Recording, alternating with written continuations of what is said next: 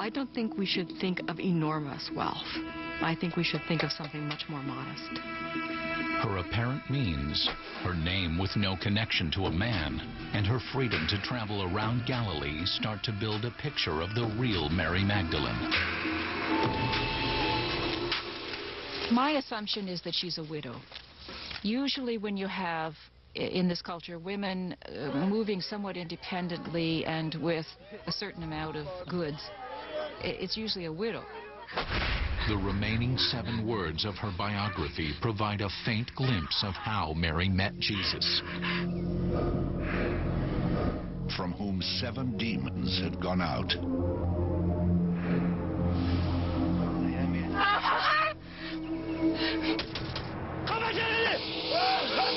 Jesus had forged a reputation as a healer in the villages of Galilee.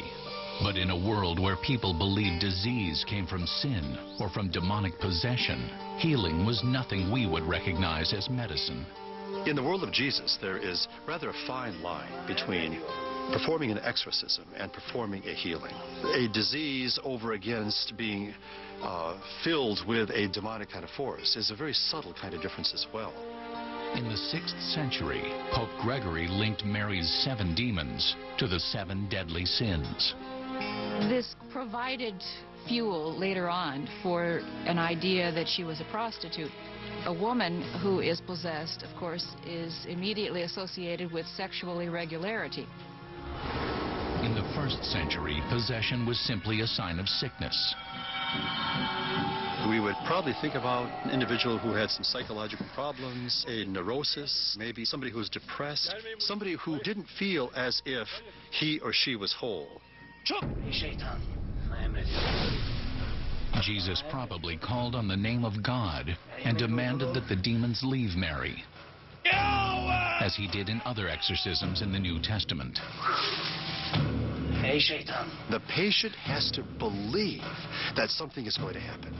And if there is not that kind of belief and trust, then nothing is going to happen.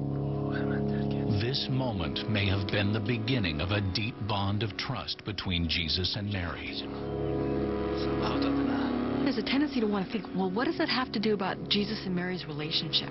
Because it would make sense that if he had healed her, that she would then become a very devoted kind of follower as a result of that. The Bible tells us nothing more about their relationship, but other writers would. And their stories would rock the very foundation of Christianity.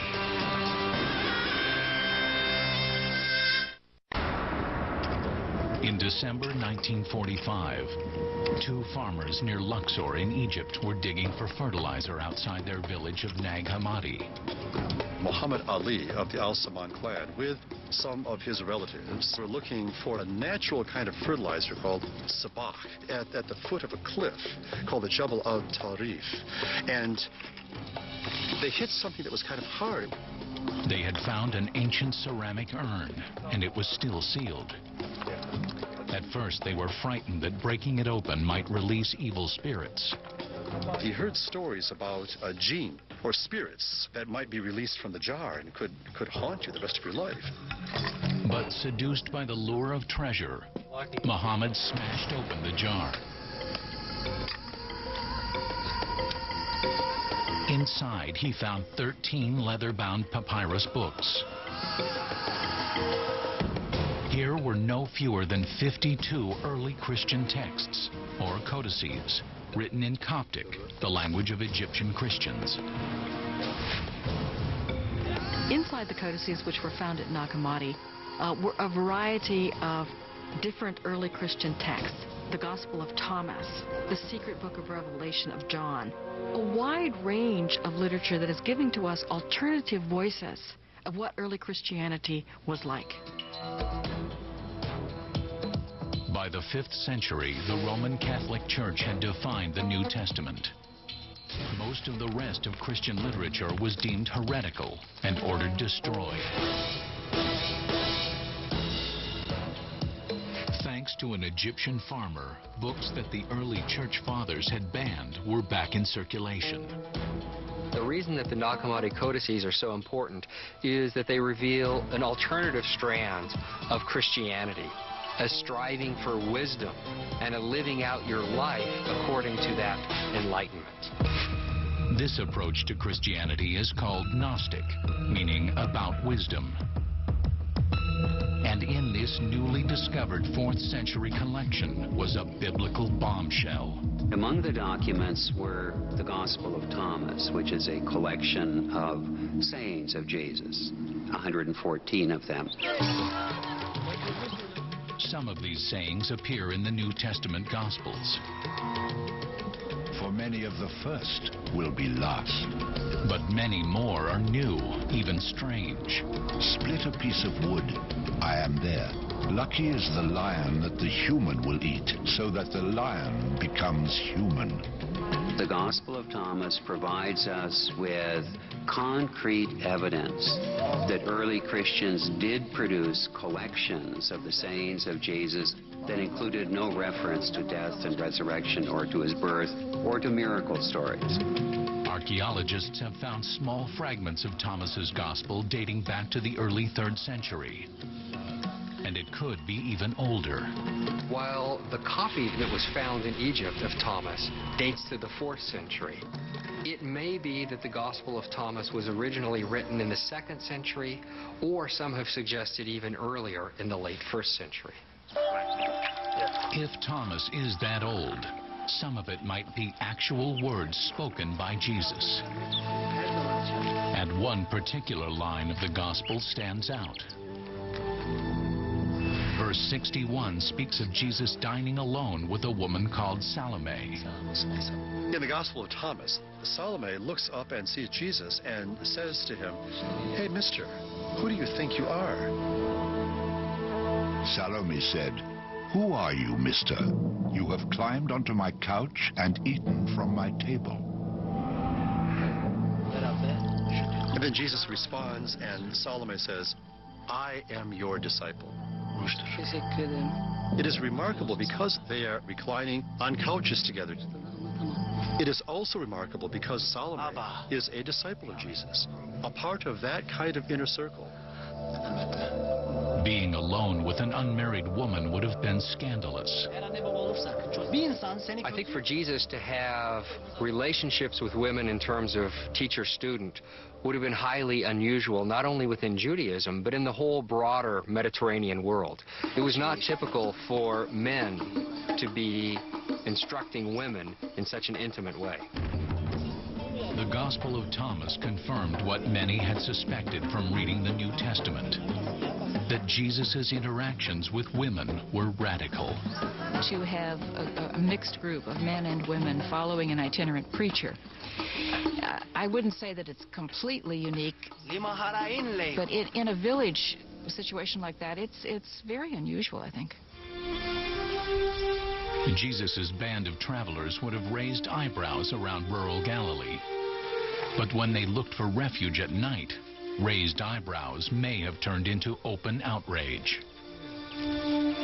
Maybe it's revealed that this woman traveling with him is not his wife, so there's a bit of a scandal. And now you have the challenge of whether or not you would welcome such a dishonorable woman traveling unattached with a man.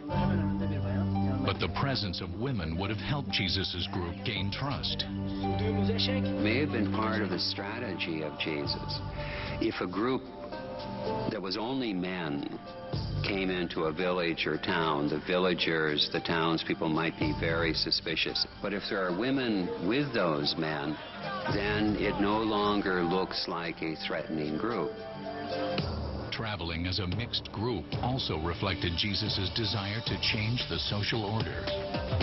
The Jesus movement becomes a movement not just of one person with a bunch of men.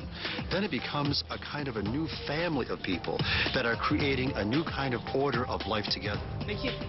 This is a new order of family that goes beyond the biological family.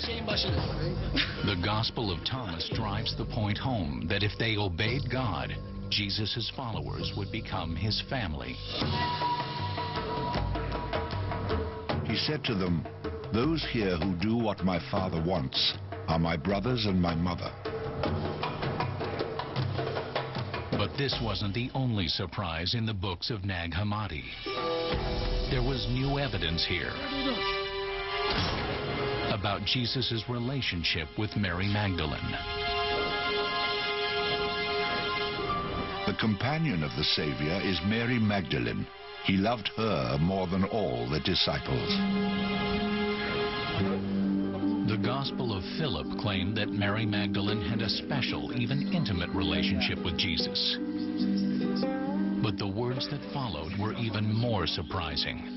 It is suggested that Jesus loved Mary more than the other disciples. And he used to kiss her often on her, and then, unfortunately, there's a hole in the text. And used to kiss her on her. And of course, it's in that hole that various people have filled in all kinds of imaginable options. Linguists agree on the word most likely to fit. The word mouth fits in there very nicely, and that's usually how it's restored, that Jesus used to kiss Mary Magdalene often on the mouth. This suggestion sent shockwaves through Christianity.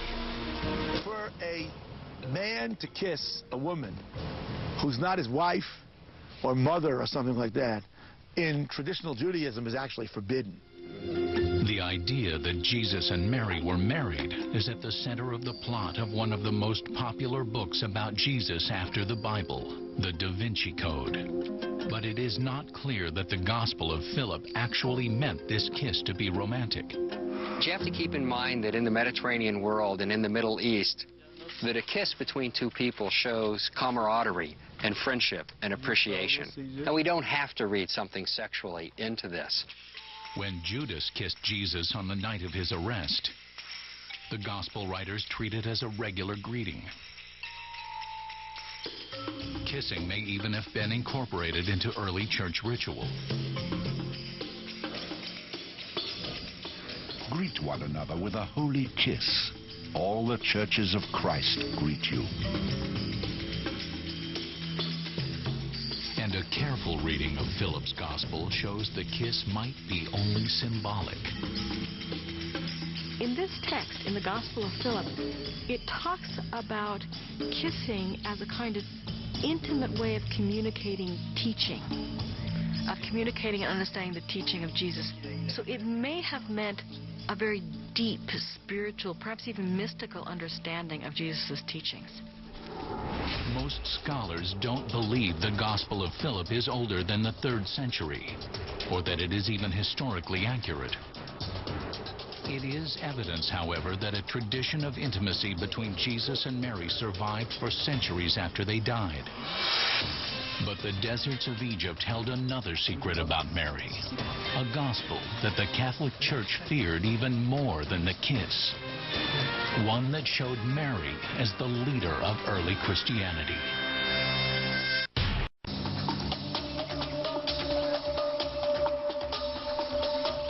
We don't know how long Mary Magdalene traveled with Jesus and the other disciples. But as they moved from village to village, they probably grew to think of each other as family. Then, around 30 AD, Jesus led his followers to Jerusalem for Passover. Thousands of pilgrims and their families had come for the most important Jewish religious holiday of the year.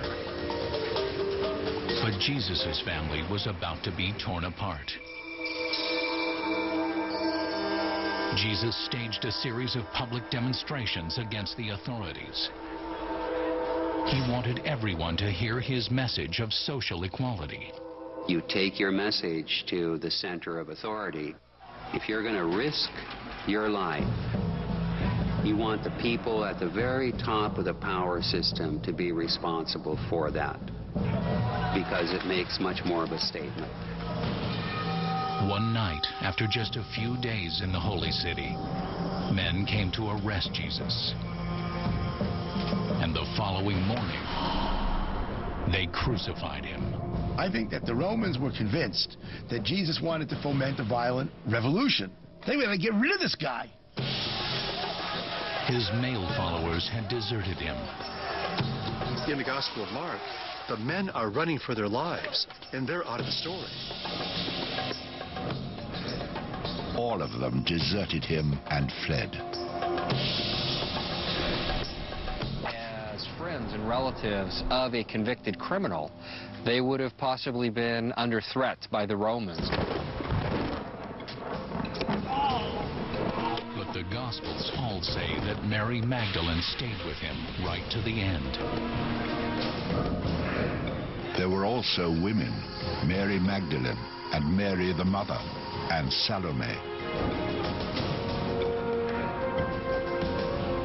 Mary Magdalene, who had been so close to Jesus, watched helplessly as he suffered a terrible death.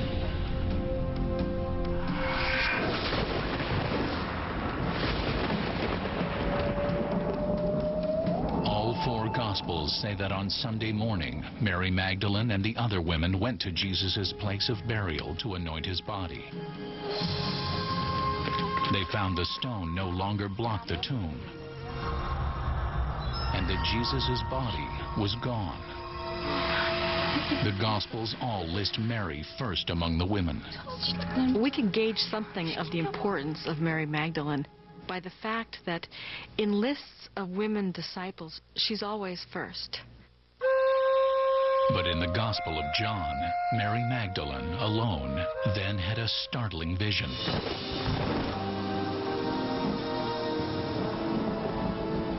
She looks back at him after hearing his voice. Then she grabs onto him, and Jesus says, "Don't touch me." And that seems to be an intimate kind of moment of encounter. This becomes Mary Magdalene's defining moment. She was primary witness to the resurrection. Jesus said to her, "Go to my brothers and say to them, I am ascending to my Father." Mary ran to tell the others of this profound encounter. Initially, the disciples were skeptical, but the Gospels tell us they were all eventually convinced of Mary's vision. By the 3rd century, early Christian documents were referring to Mary as the apostle to the apostles. She became the one who got a special, secret message from the risen Christ. And so she attains a status that is on a par with the male disciples. But as far as the New Testament is concerned, that is the end of Mary's story. The accounts of what Peter and John did after Jesus died form the core history of the early church. Mary gets no mention. But Mary did not disappear from history entirely. At the close of the 19th century, a grave robber found something remarkable in an ancient tomb. In 1896, the leather-bound book of badly damaged papyrus fragments made its way to Cairo, where German scholar Dr. Karl Reinhardt bought it. The 4 surviving pages represent a partial copy of the Gospel of Mary. Of course, Mary Magdalene didn't actually write the Gospel of Mary. Somebody else wrote the Gospel, but they wrote the Gospel in her name. And she is the chief figure and the most beloved disciple in that Gospel. It portrays a woman very different from the repentant prostitute of the Catholic Church.